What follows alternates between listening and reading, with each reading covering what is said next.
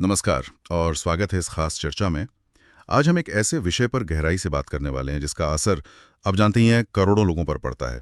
आठवां वेतन आयोग। नमस्कार। हमारे पास देखिए कुछ आधिकारिक जानकारी है इस पर और आज उसी के आधार पर हम ये पूरी बातचीत करेंगे।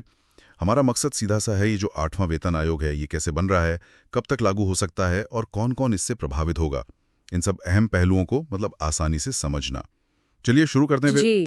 और वेतन आयोग की बात करें तो पहले ये समझना जरूरी है कि ये होता क्या है, क्यों बनता है।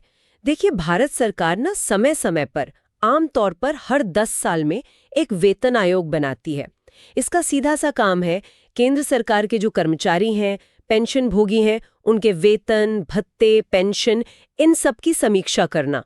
भाई, महंगाई बढ़ती है, अर्थव्यवस्था बदलती है, रहने सहने का खर्चा बदलता है, तो इन सबको ध्यान में रखकर सैलरी स्ट्रक्चर में क्या बदलाव हो, इसकी सिफारिश करना। तो ये आठवां वेतन आयोग उसी प्रक्रिया की आप कह सकती हैं अगली कड़ी है। और ये सिर्फ कोई रूटीन काम नहीं है, है ना? इसका सीधा असर लाखों केंद्रीय कर्मचारियों, फिर राज्य कर्मचारियों, पेंशन भोगियों, उनकी आर्थिक स्थिति, उनकी प्लानिंग सब पर पड़ता है। उनके लिए बहुत पर्सनल मामला है। लेकिन ये हर 10 साल में क्यों? कोई खास वजह है इसकी? हाँ, देखिए इसकी कई वजह हैं। 10 साल का जो गैप है ना, वो एक तरह से संतुलन बनाने की कोशिश है।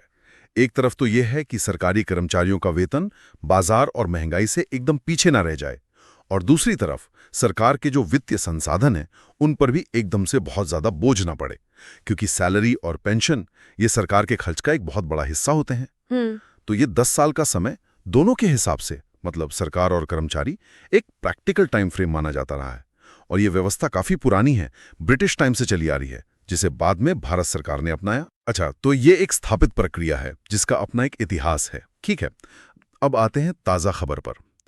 जो जानकारी हमारे पास है उसके मुताबिक केंद्र सरकार ने 28 अक्टूबर 2025 को 8वें वेतन आयोग के गठन को मंजूरी दे दी है, और इसके जो टर्म्स ऑफ रेफरेंस हैं, TOR जिसे कहते हैं, वो भी मंजूर हो गए हैं। इसका मतलब क्या समझें? हाँ, ये बहुत अहम कदम है। टीओआर की मंजूरी का मतलब है कि अब आयोग कह सकते हैं आधिकारिक तौर पर बन गया है। उसे अपना काम शुरू करने का सिग्नल मिल गया है। इन टर्म्स ऑफ रेफरेंस में साफ साफ लिखा होता है कि आयोग को किन मुद्दों पर विचार करना है, उसकी सीमाएं क्या हैं और उसे अपनी रिपोर्ट कब तक देनी है। और जो जानकारी है उसके हिसाब से सरकार ने आयोग को अपनी सिफारिशें तैयार करके सौंपने के लिए 18 महीने का वक्त दिया है। 18 महीने मतलब करीब 1.5 साल। ये तो काफी टाइम है। इस दौरान आयोग करता क्या है? इतनी लंबी प्रक्रिया क्यों? देखिए, ये समय जरूरी है क्योंकि आयोग का काम बहुत फैला हुआ और पेचीदा होता है। इन 18 महीनों में आयोग कई काम करता है। पहले तो वो मौजूदा सैलरी स्ट्रक्चर, महंगाई के आंकड़े, देश की आर्थिक हालत, सरकार की जेब मतलब फाइनेंशियल कैपेसिटी और आगे की ज़रूरतें, इन सब का गहराई से अध्ययन करता है। इसके लिए बहुत सारा डेटा इकट्ठा किया जाता है। फिर आयोग अलग अलग कर्मचारी संघों से, मंत्रालयों से, एक्सपर्ट से मिलता है, बातचीत करता है। अच्छा, सबसे बात करते हैं? हाँ, सबकी सुनता है, उनके सुझाव लेता है। एक और बात, आयोग अक्सर प्राइवेट सेक्टर में क्या सैलरी चल रही है इसका भी अध्ययन करता है, ताकि सरकारी नौकरियां भी टैलेंटेड लोगों के लिए आकर्षक बनी रहें। तो इन सब विश्लेषण और बातचीत के आधार पर ही वो अपनी सिफारिशें तैयार करता है। और इसमें सबसे बड़ा चैलेंज होता है संतुलन साधना, कर्मचारियों की उम्मीदें और सरकार की आर्थिक सच्चाई के बीच। समझ गया। ये सिर्फ नंबर क्रंचिंग नहीं है, इसमें बहुत सारे मानवीय और आर्थिक पहलू जुड़े हुए हैं। अब उस सवाल पर आते हैं तो शायद सबके मन में होगा, ये सिफारिशें लागू कब से होंगी? क्या 18 महीने बाद, जब रिपोर्ट आएगी तभी से? ये वो सवाल है जिसका जवाब सीधा नहीं है। जो अनुमान लगाया जा रहा है स्रोतों के अनुसार, वो ये है कि 8वें वेतन आयोग की सिफारिशें 1 जनवरी 2026 से प्रभावी हो सकती हैं। प्रभावी? हाँ, प्रभावी होने का मतलब है कि कागजों में सैद्धांतिक तौर पर वेतन वृद्धि इसी तारीख से मानी जाएगी। और ये तारीख इसलिए भी अहम है क्योंकि पिछले कई वेतन आयोगों की सिफारिशें भी अक्सर 1 जनवरी से ही लागू होती आई हैं। तो एक तरह की कंसिस्टेंसी रहती है। 1 जनवरी 2026, ये तारीख तो नोट करने वाली है। लेकिन आपने प्रभावी पर जोर दिया। इसका मतलब यह है कि उस तारीख को बढ़ा हुआ वेतन हाथ में नहीं आएगा। बिल्कुल सही पकड़ा आपने। यहीं पर इफेक्टिव डेट और एक्चुअल पेमेंट के बीच का फर्क समझना जरूरी है। 1 जनवरी 2026 को सिफारिशें प्रभावी हो सकती हैं, पर इसका ये कतई मतलब नहीं कि उसी दिन से कर्मचारियों के बैंक खाते में बढ़ी हुई सैलरी आने लगेगी।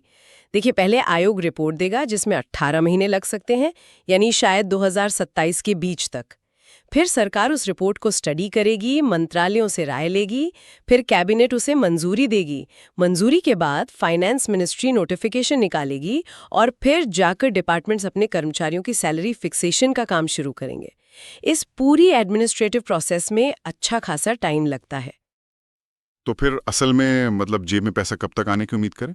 जैसा कि हमारे स्रोत भी इशारा कर रहे हैं और पिछले अनुभवों को देखें, तो ये कह सकते हैं कि कर्मचारियों को असली फायदा मतलब बढ़ा हुआ पैसा हाथ में आने में 2026 का आखिर या शायद 2027 या कुछ मामलों में 2028 तक का भी वक्त लग सकता है। अक्सर होता यह है कि जब तक रेगुलर बढ़ी हुई सैलरी मिलनी शुरू होती है, तब तक कई महीनों का बकाया मतलब एरियर जमा हो चुका होता है, जिसे सरकार बाद में एक मुश्त या किश्तों में देती है। अच्छा, एरियर मिलता है। जी हाँ, तो घोषणा और हाथ में पैसा आने के बीच थोड़ा सब्र रखना पड़ता है। ये बात साफ करना बहुत जरूरी था ताकि उम्मीदें सही रहें। अब बात करते हैं कि फायदा मिलेगा किसे। क्या ये सिर्फ सेंट्रल गवर्नमेंट एम्प्लॉइज तक ही सीमित है? हाँ, बीके सबसे पहले और सीधे तौर पर तो 8वें वेतन आयोग की सिफारिशें केंद्र सरकार के कर्मचारियों और पेंशन भोगियों के लिए ही होती हैं। इसमें लाखों लोग आते हैं, जैसे आईएएस, आईपीएस जैसी ऑल इंडिया सर्विसेज के अफसर, सेंट्रल सेक्रेटेरिएट के कर्मचारी, railway, post office, income tax, customs, CRPF, BSF जैसे सेंट्रल आर्म्ड पुलिस फोर्सेस और डिफेंस मिनिस्ट्री के सिविलियन कर्मचारी, और साथ ही केंद्र सरकार से पेंशन लेने वाले लाखों रिटायर्ड कर्मचारियों की पेंशन भी इन्हीं सिफारिशों के आधार पर रिवाइज होती है। और राज्यों का क्या? हमारे स्रोतों में बिहार, उत्तर प्रदेश, मध्य प्रदेश जैसे राज्यों का जिक्र था। क्या वहां के सरकारी कर्मचारियों को भी इसका फायदा अपने आप मिल जाएगा? नहीं, अपने आप नहीं। यहाँ मामला थोड़ा अलग है। अगर हम इसे बड़े परिप्रेक्ष्य में देखें तो केंद्र के वेतन आयोग का राज्यों पर असर तो पड़ता है अप्रत्यक्ष रूप से, लेकिन ये कोई ऑटोमेटिक चीज नहीं है। संविधान के हिसाब से राज्य सरकारें अपने कर्मचारियों की सैलरी और भत्ते तय करने के लिए स्वतंत्र हैं। केंद्र की सिफारिशें लागू होने के बाद हर राज्य सरकार अपने लेवल पर यह फैसला लेती है कि वो इन सिफारिशों को अपनाना चाहती है या नहीं, और अगर हाँ, तो कब और कैसे। तो इसका मतलब हर राज्य में लागू करने का टाइम और तरीका अलग अलग हो सकता है। क्यों होता है ऐसा? कि अपनी आर्थिक स्थिति होती है, अपने रेवेन्यू सोर्सेज होते हैं, अपनी प्राथमिकताएं होती हैं। कुछ राज्य फाइनेंशियली ज्यादा मजबूत होते हैं, वो शायद केंद्र के साथ साथ या जल्दी फैसला ले लें। वहीं कुछ राज्यों को अपना बजट और संसाधन बहुत ध्यान से देखना पड़ता है। इसके अलावा पॉलिटिकल विल और कर्मचारी यूनियनों का दबाव ये भी एक फैक्टर होता है। इसीलिए हम देखते हैं कि केंद्र में लागू होने के कुछ महीनों से लेकर कभी-कभी 1-2 साल बाद तक राज्य सरकारें इन्हें अपने कर्मचारियों के लिए लागू करती हैं। क्या पिछले वेतन आयोगों के टाइम भी यही पैटर्न था? राज्य कितना टाइम लेते हैं आमतौर पर? हाँ, इतिहास तो यही बताता है। जैसे 7वां वेतन आयोग केंद्र ने 1 जनवरी 2016 से लागू किया था, लेकिन कई राज्यों ने जैसे उत्तर प्रदेश, मध्य प्रदेश, महाराष्ट्र वगैरह ने इसे 2017 में लागू किया। कुछ ने तो और भी ज्यादा टाइम लिया। तो ये पैटर्न एक तरह से बन चुका है। राज्य सरकारें पहले केंद्र के फैसले का इंतजार करती हैं, फिर उसकी सिफारिशों को स्टडी करती हैं, अपनी फाइनेंशियल पोजीशन देखती है और फिर अपनी कैबिनेट से मंजूरी लेकर लागू करती हैं। इस हिसाब से देखें तो अगर केंद्र में 8वां वेतन आयोग 1 जनवरी 2026 से प्रभावी होता है, तो राज्यों के कर्मचारियों को कब तक उम्मीद रखनी चाहिए? अगर हम इसी पैटर्न को देखें तो ये अंदाजा लगाना गलत नहीं होगा कि ज्यादातर राज्यों में 8वें वेतन आयोग का असली फायदा शायद 2026 के अंत या 2027 से मिलना शुरू हो सकता है। कुछ राज्य शायद जल्दी भी कर लें, कुछ को ज्यादा टाइम लग सकता है। लेकिन वही बात, ये सिर्फ एक ट्रेंड के आधार पर अनुमान है। हर राज्य का आखिरी फैसला उसकी अपनी सिचुएशन पर निर्भर करेगा। ये तो हुई सैलरी ओवर टाइमलाइन की बात, लेकिन जैसा आपने शुरू में कहा था, वेतन आयोग का महत्व सिर्फ सैलरी बढ़ाने तक नहीं है। इसके कुछ और भी असर होते हैं जिन पर ध्यान देना चाहिए। हाँ, बिल्कुल। वेतन आयोग की सिफारिशों का असर कई लेवल्स पर पड़ता है। सबसे पहला और सीधा असर तो लाखों कर्मचारियों और पेंशन भोगियों की खरीदने की ताकत मतलब परचेजिंग पावर पर पड़ता है। जब उनके हाथ में ज्यादा पैसा आता है तो जाहिर है बाजार में मांग बढ़ती है। खासकर कंज्यूमर गुड्स, रियल एस्टेट, गाड़ियां वगैरह। इससे इकोनॉमी को बूस्ट मिलता है। हालांकि इसका एक दूसरा पहलू भी है। अगर मांग बहुत तेजी से बढ़े तो महंगाई बढ़ने का खतरा भी रहता है। इस पर सरकार और रिजर्व बैंक को नजर रखनी पड़ती है। और साथ ही सरकार के खजाने पर भी इसका बड़ा बोझ पड़ता है। फिस्कल डेफिसिट को मैनेज करना एक चुनौती बन जाता है। ये तो हुआ आर्थिक प्रभाव, लेकिन कामकाज और सिस्टम पर भी कोई असर पड़ता है क्या?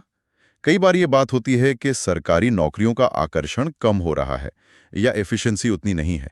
क्या वेतन आयोग इन चीजों को भी एड्रेस करता है? ये बहुत ही जरूरी सवाल है। वेतन आयोग की सिफारिशें सिर्फ पैसों तक ही सीमित नहीं रहती।